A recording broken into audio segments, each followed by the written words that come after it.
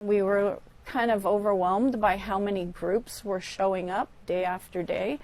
Then that's when the board had to sit down and make a decision and say, we can't do this. As demand rises, this food bank says it had to make choices. Situated in Brampton, a city with many international students started turning them away, citing the federal government's own rules. To be eligible to study in Canada, you must prove that you have the funding to support yourself. If they're going to multiple food banks and they're hitting up the churches, this is now a matter of abuse. But is it a matter of abuse, or is it a matter of need?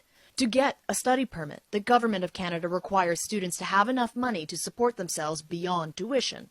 But for most of the country, including Ontario, that number is $10,000 each year, or $833 a month. It just feels like these food banks don't quite understand the crisis many of these students are in. A lot of these students' financial situation was also based on them thinking they could work 20 hours a week, and they just cannot find work.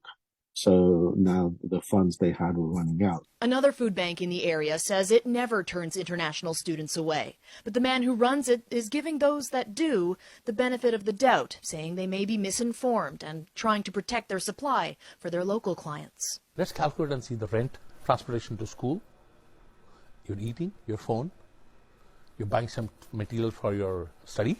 Will that money be sufficient? But he says something needs to change because they're seeing an influx of international students too. On a weekly basis, we have 150 kids. It is challenging, it is growing, and it is growing at a pace we need to really look into.